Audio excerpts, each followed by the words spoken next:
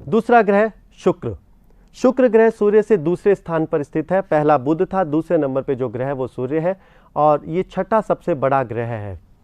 शुक्र की कक्षा लगभग पूर्ण व्रत के रूप में है। शुक्र की विशेषता है ज़्यादातर जो उपग्रह है, ज़्यादातर जो ग्रह और उपग्रह होते हैं, खगोलीय पिंड होते हैं, इनकी जो कक्षा होती है वो व्रत ना होकर बल्कि दीर्घ व्रताकार होती है। यदि ये कोई सूर्य है और सामान्य रूप से जो कक्षा होती है वो दीर्घ वर्ताकार रूप में होती है, लेकिन शुक्र ग्रह की विशेषता है कि इसकी जो कक्षा है वो लगभग वृत्ताकार रूप में है। चलिए शुक्र के बारे में और अधिक जानकारी हम यहां पर लेते हैं। इसे सुंदरता और प्यार की देवी के रूप में भी जाना जाता है। शुक्र ग्रह जो है इसको जो सामान्य रूप से इसको सुंदरता और प्यार की देवी के रूप में भी कहा जाता है। ये सबसे ज़्यादा चमकीला ग्रह है। पृथ्वी पर जो ग्रह सबसे ज़्यादा चमकदार रूप में हमें आकाश में नजर आता है वो ग्रह है शुक्र। दो कारण हैं इसके। पहला कारण कि ये पृथ्वी के अत्यधिक निकट है। शुक्र के बाद जो तीसरे नंबर पर सौरमंडल का सदस्य होगा ग्रह के रूप में वो है हमारी पृथ्वी। तो पृथ्वी के निकटता की होने की वजह से ये पहली बात तो काफ़ी बड़ा नजर आता है, इसलिए चमकीला भी ज़्यादा नजर आएगा। दूसरा, ये सूर्य के निकट है, इसलिए जब सूर्य का तीव्र प्रकाश इसके ऊपर गिरता है तो परावर्तन भी काफ़ी अधिक होगा, इसलिए सबसे ज़्यादा चमकीला ग्रह के रूप में है। यहाँ पर भी दो ही तथ्य स्पष्ट हो जाते हैं। इसे भोर का तारा और शाम का तारा भी कहा जाता है, बुध ग्रह की तरह। क्यों? क्योंकि ये सूर्य के इतना निकट स्थित है कि दिन में ये नज़र ही नहीं आता। सूर्य के आभा मंडल प्रकाश मंडल में छिप जाता है, हमें नज़र नहीं आता। ये केवल शाम के समय या सुबह के समय में ही हमें एक चमकीले तारे के रूप में नजर आता है। वास्तव में ग्रह है लेकिन तारे के रूप में नजर आता है, इसलिए इसे भोर का तारा और शाम का तारा भी कहा जाता है। इसे पृथ्वी का जुड़वा ग्रह भी कहा जाता है। देखिए, पृथ्वी का जुड़वा ग्रह इसे इसलिए कहा जाता है, तीन कारण हैं उसके पीछे। सबसे पहला कारण कि इसका जो आकार है वो पृथ्वी के लगभग बराबर है, पृथ्वी के जैसा है, इसलिए इसे पृथ्वी का जुड़वा ग्रह कहते हैं। आकार इसका लगभग बराबर है। दूसरा, इसकी जो सतह है वो भी काफ़ी हद तक समतल है। काफ़ी हद तक समतल का मतलब जो जितने भी दूसरे खगोलीय पिंड होते हैं उनकी सतह पर काफ़ी अधिक ऊबड़ खाबड़ या क्रेटर्स पाए जाते हैं। क्रेटर्स क्या होते हैं हम आगे देखेंगे, लेकिन इसकी सतह काफ़ी समतल है और पृथ्वी के निकट स्थित होने की वजह से इसको पृथ्वी की जुड़वा ग्रह के रूप में भी देखा जाता है। इसका जो घूर्णन काल है, घूर्णन काल का मतलब अपने अक्ष पर ही घूमना, वह पृथ्वी के दिनों के हिसाब से 243 दिन है। अर्थात शुक्र ग्रह अपनी अक्ष पर 243 दिन में अपना एक चक्र पूरा करता है, 243 दिन में। और यदि इसका परिभ्रमण काल का मतलब सूर्य के चारों तरफ परिक्रमा में लगने वाला समय, वो है 225 दिन। क्या कुछ खास विशेषता नजर आई आपको यहाँ पर? देखिए, अपनी अक्ष पर घूमने के लिए यह समय लगता है 243 दिन और सूर्य के चारों तरफ घूमने में समय लेता है 225 दिन। देखिए, अपने अक्ष पर जो घूर्णन किया जाता है उसे कहा जाता है दिन, वो दिन की अवधि होती है। और सूर्य के चारों तरफ परिक्रमा करने के बाद जो समय निकलता है उसे कहा जाता है वर्ष। तो वर्ष जो है वो तो कितने दिनों का हुआ? 225 दिनों का। और एक दिन कितना हो गया? 243। अर्थात शुक्र का एक वर्ष एक दिन की तुलना में छोटा होता है। वो अपने अक्ष पर घूर्णन करने में ज्यादा समय लेता है बनिस्पत की सूर्य के चारों तरफ घूर्णन करने में। सोचिए, जरा कल्पना करके देखिए पृथ्वी के साथ क्या स्थिति है। हमारे यहां पर दिन जो है उसकी अवधि है 24 घंटे। हम अपने एक्सिस पे 24 घंटे में वापस घूम जाते हैं और वही परिभ्रमण करने में कितना समय लगता है? 365 सही 1/4 दिन। इसका मतलब पूरा चक्र निकालने में 365 सही 1/4 दिन और अपने अक्ष पर घूर्णन करने में 1 दिन। वहां पर स्थिति बिल्कुल उल्टी है। वहां पर परिभ्रमण बहुत तीव्र गति से कर लिया जाता है, चक्कर जल्दी निकाल लिया, लेकिन अपने अक्ष पर घूर्णन करने में समय ज्यादा लगता है, इसलिए वहां का एक दिन एक वर्ष की तुलना में बड़ा होता है। एक और खास बात जो है वो शुक्र ग्रह के साथ जुड़ी हुई है और वो है उसके घूर्णन की दिशा। देखिए, सौर मंडल के जितने भी खगोलीय पिंड हैं ये सामान्य रूप से पश्चिम से पूर्व दिशा में घूर्णन करते हैं। इनकी जो रोटेशन की जो दिशा है, इनके जो घूर्णन, अगर हम पृथ्वी के बारे में भी बात करें तो पृथ्वी का जो घूर्णन की दिशा है वो है पश्चिम से पूर्व की तरफ, ये इस दिशा में घूर्णन करता है। लेकिन शुक्र ग्रह जो है इसकी घूर्णन की दिशा बिल्कुल विपरीत है, ये पूर्व से पश्चिम दिशा में घूर्णन करता है। इसका मतलब क्या हुआ, वो बहुत ज्यादा इंपॉर्टेंट है। देखिए आप लोगों को मालूम है हमारे यहां पर सूर्योदय कहां होता है? सूर्योदय किस दिशा में होता है हमारे यहां? पूर्व दिशा में। क्यों? आप लोगों ने कभी देखा है जब हम किसी बस या ट्रेन में बैठे होते हैं तो बस या ट्रेन में हम आगे की तरफ चल रहे हैं, लेकिन हमें यह प्रतीत नहीं होता कि हम आगे की तरफ चल रहे हैं। हमें क्या लगता है कि जो साइड में पेड़ पौधे हैं वो पीछे की तरफ जा रहे हैं। ठीक यही स्थिति पृथ्वी और सूर्य के साथ भी है। पृथ्वी सूर्य के चारों तरफ घूर्णन कर रही है, परिक्रमा कर रही है। चल कौन रहा है? पृथ्वी, और पृथ्वी पर स्थित हम। लेकिन हमें क्या प्रतीत होता है कि हम तो स्थिर हैं, और घूर्णन कौन कर रहा है? सूर्य। ठीक है, और सूर्य किस दिशा में घूर्णन कर रहा है? पूर्व से पश्चिम। क्यों? क्योंकि सबसे पहले सूर्योदय कहां होता है? पूर्व की तरफ। तो इसका मतलब क्या हुआ कि जब हमें पेड़ पौधे पीछे की तरफ आते हुए नजर आ रहे हैं तो इसका मतलब हम आगे की तरफ चल रहे हैं, बिल्कुल उसके विपरीत। इसलिए यदि हमें सूर्य पूर्व से पश्चिम दिशा में जाता हुआ प्रतीत होता है तो इसका अर्थ क्या हुआ? इसका अर्थ यह हुआ कि पृथ्वी जो अपना घूर्णन कर रही है वो पश्चिम से पूर्व दिशा की तरफ कर रही है। तो हमारा घूर्णन की दिशा क्या हुई? पश्चिम से पूर्व। पता कैसे चला? इससे पता चला कि हमारे यहां पे सूर्योदय पूर्व से पश्चिम की तरफ जाता है।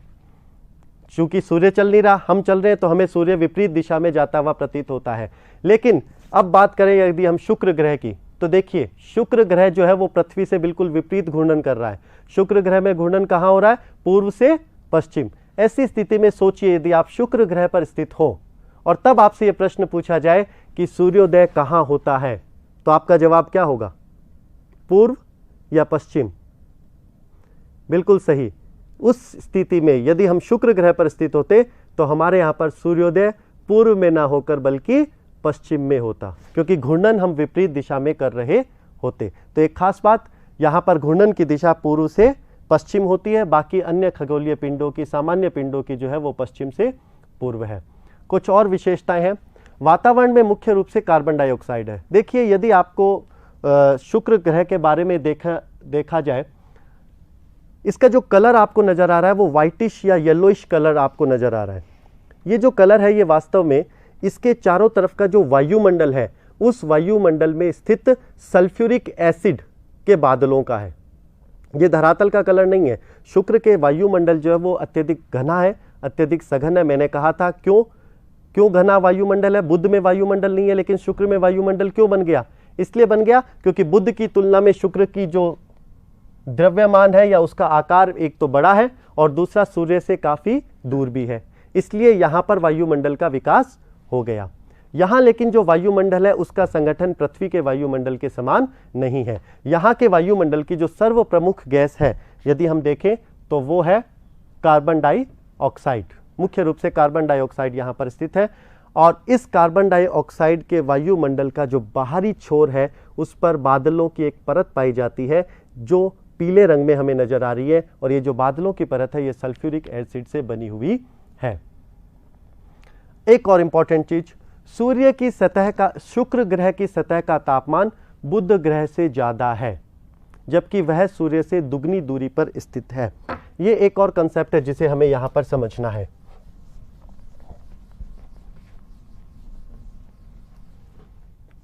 देखिए ये सूर्य है और इस सूर्य के चारों तरफ दो ग्रह स्थित है, एक बुध है और एक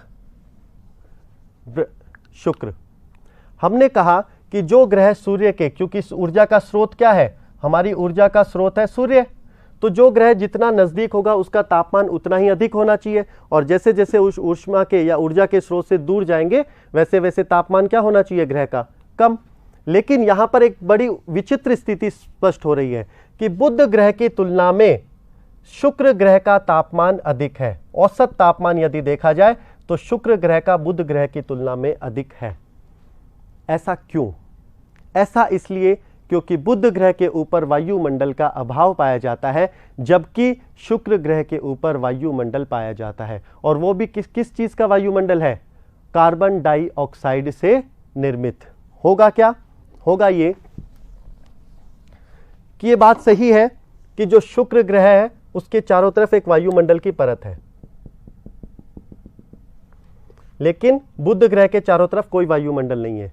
यह बात सही है कि दिन के समय सर्वाधिक ऊर्जा जो है वो बुध ग्रह को प्राप्त होगी, उससे कम ऊर्जा किसको प्राप्त होगी? शुक्र को।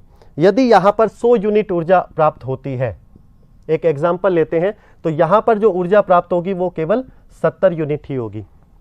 तो इसकी तुलना में ऊर्जा कम है, फिर भी तापमान अधिक क्यों है? ऐसा इसलिए है क्योंकि ये दिन के समय की घटना है।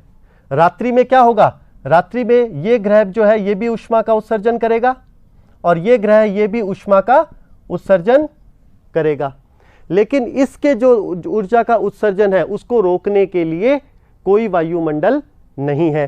फलस्वरूप इसमें से 50 यूनिट ऊष्मा उत्सर्जित हो जाएगी, तो कुल टोटल जो ऊष्मा हमारे को मिली वो कितनी रही? 50 यूनिट। लेकिन यहां पर जो रात्रि के समय में पार्थिव विकिरण के द्वारा ऊष्मा का उत्सर्जन हो रहा है, ये ऊष्मा का उत्सर्जन बाहर अंतरिक्ष में इसलिए नहीं जा पाता क्योंकि इसके चारों तरफ एक वायु का घेरा है, जिसमें मुख्य रूप से है कार्बन डाइऑक्साइड। आप लोगों ने नाम सुना होगा ग्रीन हाउस इफेक्ट का, हरित ग्रह प्रभाव। यह हरित ग्रह प्रभाव क्या है? हरित ग्रह प्रभाव वायुमंडल के उस नेचर को बताता है जिसमें कि आने वाली सौर विकिरणों के लिए, जो सौर विकिरण आ रही है उसके लिए यह वायुमंडल कैसा है? पारदर्शक। अपने अंदर से जितना भी सौर विकिरण है उसको जाने देता है, उसको नहीं रोकता। लेकिन पृथ्वी से जब वापस लौट के जो पार्थिव विकिरण होता है उसको ये वायुमंडल अपने अंदर रोक लेता है, बाहर नहीं जाने देता। इस परिघटना को ग्रीन हाउस इफेक्ट कहा जाता है और ये ग्रीन हाउस इफेक्ट वहां ज्यादा बढ़ता चला जाता है जहां कार्बन डाइऑक्साइड, मीथेन आदि गैसें होती है। तो देखिए ग्रीन हाउस इफेक्ट की वजह से, क्योंकि इसके वायुमंडल में है ही मुख्य रूप से carbon dioxide, green house effect होने की वजह से सूर्य से दूर होने के बावजूद भी शुक्र ग्रह का तापमान बुध ग्रह की तुलना में अधिक है, क्योंकि यहां पर रात्रि के समय में केवल 10 यूनिट जो है उसी को बाहर उसने उत्सर्जित किया। कुल नेट यूनिट इसके पास कितना बच गया? 60। ये क्या व्यक्ति हुआ? ये वो व्यक्ति हुआ जो कमाता भी ज्यादा है और खर्च भी ज्यादा करता है। जब कमाएगा भी ज्यादा और खर्च भी ज्यादा करेगा तो बैलेंस क्या रहेगा उसके पास? कम। इसकी बजाय शुक्र क्या है?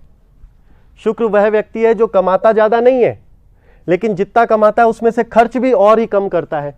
इसलिए धीरे धीरे इसके पास पूंजी क्या होगी? बढ़ती चली जाएगी। और यही कारण है कि बुध ग्रह की तुलना में दूर स्थित होने के बावजूद भी जो शुक्र ग्रह है उसका औसत तापमान अधिक है।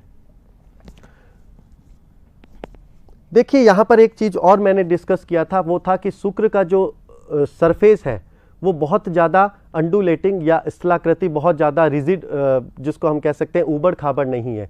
इसके पीछे एक कारण ये भी है कि वहाँ पर ज्वालामुखी, सक्रिय ज्वालामुखी बहुत अधिक पाए जाते हैं और ये सक्रिय ज्वालामुखी अधिक पाए जाने की वजह से जो लावा है वो निकलता है, उसके ऊपर धरातल के ऊपर एक समतल भाग का निर्माण कर देता है। यही कारण है कि शुक्र ग्रह की जो धरातल है वो बहुत अधिक ऊबड़ खाबड़ नहीं है।